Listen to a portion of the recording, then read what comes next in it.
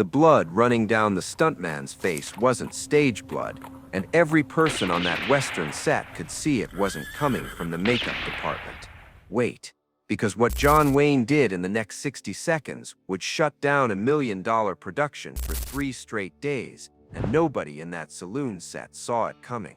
It was supposed to be a simple bar fight scene. Red Mesa Studios had built their most elaborate Western saloon set yet, complete with hand-carved, authentic oak bar counters that gleamed under the studio lights, swinging doors that creaked with just the right amount of weathered protest, and enough carefully crafted breakaway furniture to film a small war without destroying the studio's budget.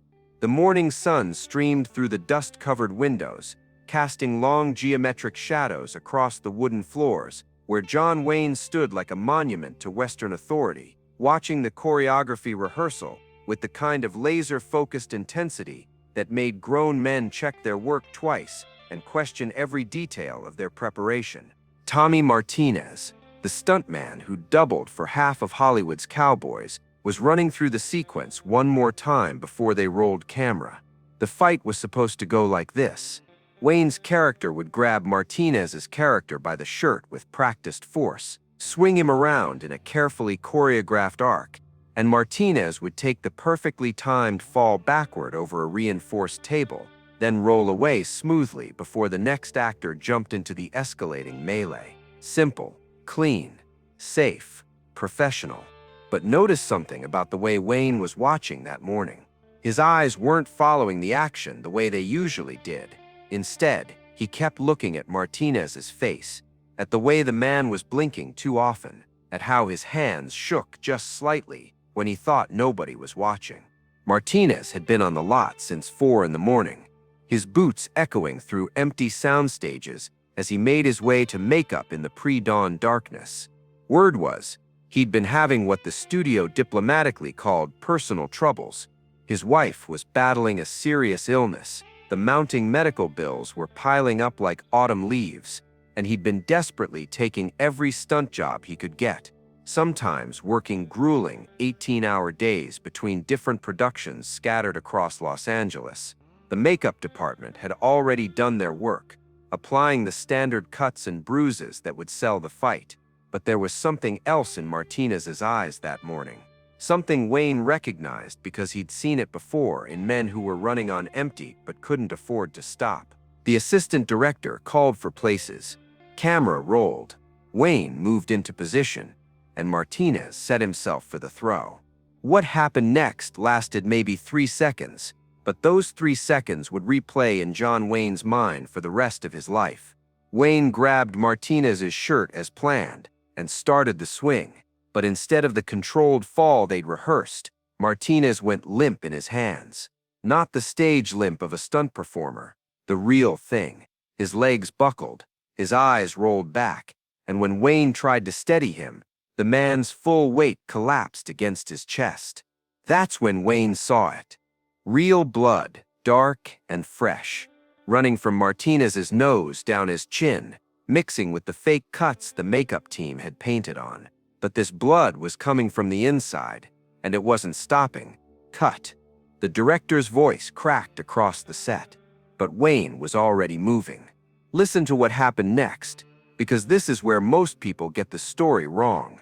Wayne didn't just catch the falling man and call for help. He did something that nobody expected, something that would cost the studio more money than anyone wanted to count.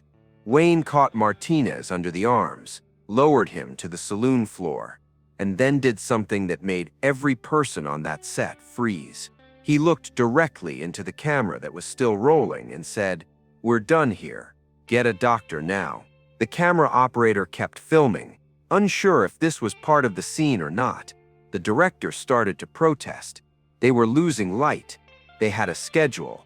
The studio executives were already breathing down their necks about budget overruns. But Wayne's voice cut through the confusion like a knife through silk. "I said we're done. Shut it down."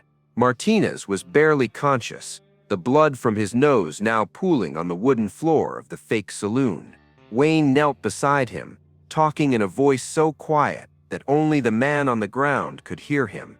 Later, people would ask what he said in those moments, but Wayne never told anyone.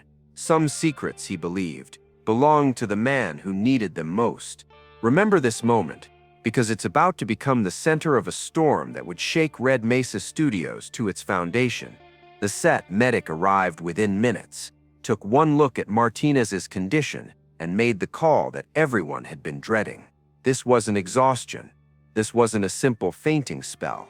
Martinez needed a hospital, and he needed one immediately. The blood wasn't stopping, his blood pressure was dropping, and whatever was happening inside his body was serious enough to be life-threatening.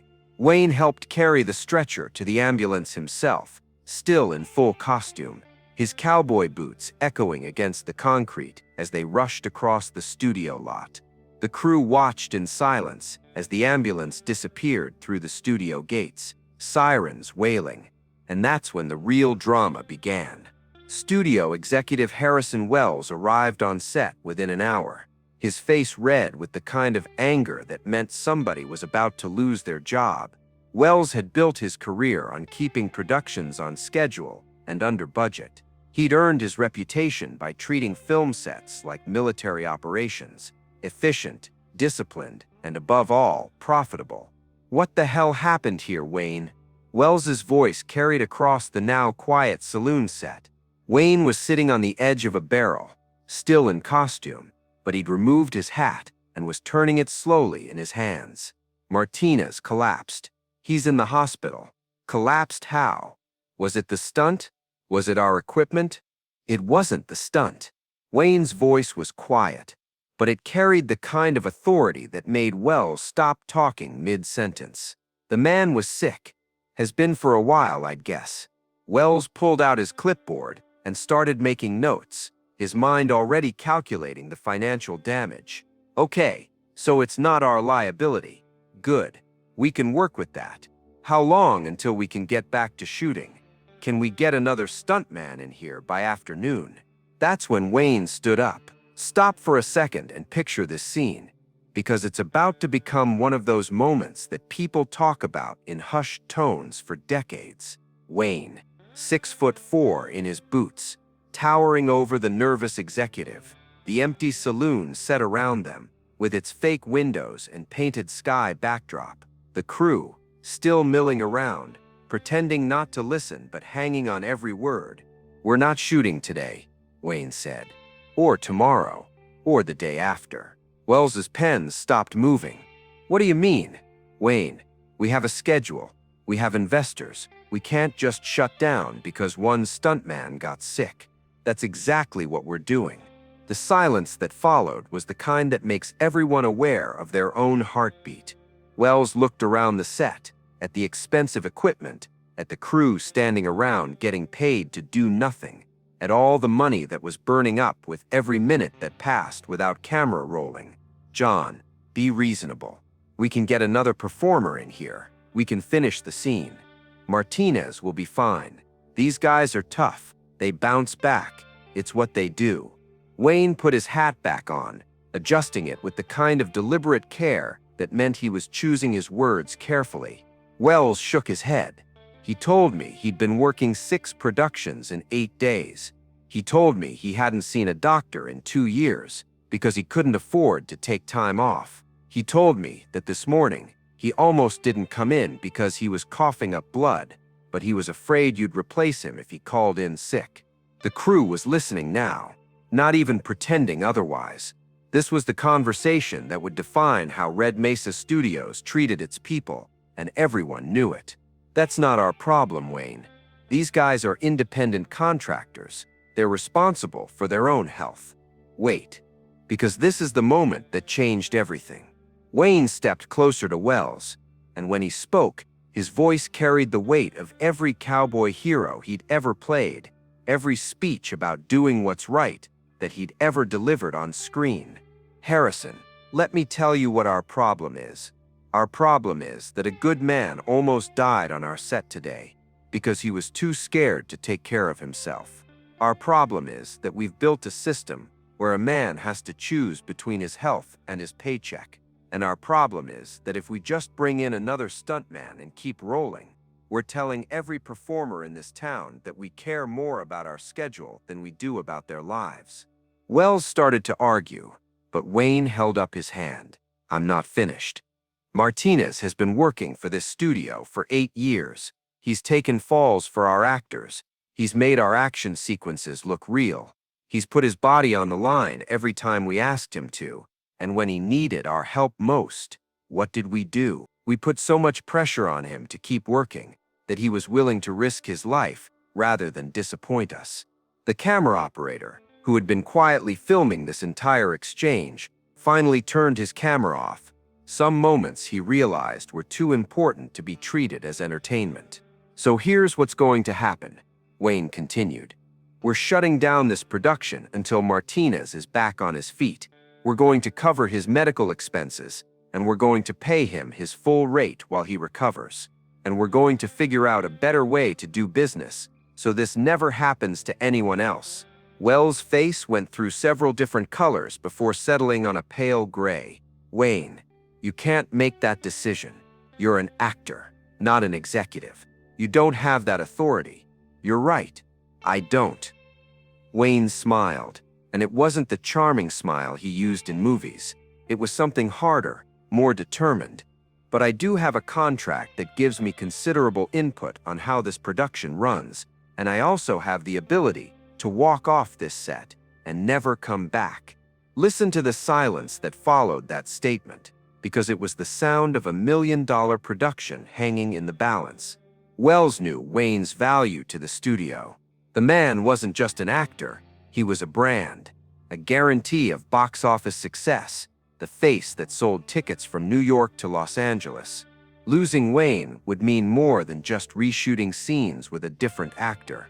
It would mean losing credibility, losing investors, and quite possibly losing the studio itself. "How much is this going to cost us?" Wells asked finally. "Less than you think," Wayne replied. "More than you want to spend, but consider it an investment in doing business the right way." Over the next 3 days, while the cast and crew waited for word about Martinez's condition, Wayne made good on his promise. He spent his own money to hire a private doctor to oversee Martinez's care. He established what he called a safety fund for stuntmen and extras, paid for out of his own salary, and he worked with Wells to create new protocols for monitoring the health and workload of everyone working on Red Mesa Productions. Martinez, it turned out, had been suffering from internal bleeding caused by a combination of untreated ulcers and exhaustion. The doctor said that if he'd continued working without treatment, he might have had a massive hemorrhage that could have killed him. The collapse on set, as terrifying as it was, probably saved his life by forcing him to get the medical attention he desperately needed. When filming resumed on day 4, Martinez was back on set, not to work, but to thank Wayne personally for what he'd done. The two men shook hands in front of the entire crew, and Wayne made sure the cameras were rolling for that moment. He wanted everyone in Hollywood to see what it looked like when a studio treated its people with dignity. Notice what changed in Hollywood after that week. Other studios began implementing similar safety protocols. The Stuntmen's Union gained new leverage in contract negotiations, and Wayne's reputation shifted from being just a great actor to being someone who stood up for the people who made movies possible. But the most important change was smaller, more personal. Martinez worked for Red Mesa Studios for another 15 years. He never had another health scare like that one, partly because he learned to take better care of himself, but mostly because he knew that if something went wrong, the people he worked for would have his back. Years later, when Martinez retired from stunt work, he opened a small restaurant in Burbank. On the wall behind the counter, he hung a photo from that day on the Western set. Not the dramatic moment when he collapsed, but the quiet moment afterward when Wayne helped him to his feet and told him that his health was more important than any movie. The restaurant became a gathering place for stuntmen, extras, and other behind-the-scenes workers. Martinez never charged John Wayne for a meal. Not in all the years the man lived, and Wayne never ate there without asking about Martinez's health and making sure the man was taking care of himself. Wells, the studio executive, lasted another 2 years at Red Mesa before being quietly reassigned to a position with less authority. The word around the studio was that he'd learned an important lesson that week about the difference between managing costs and leading people, but he'd learned it too late to save his career. The Western they were filming that day, Desert Justice, went on to be one of Wayne's most successful pictures.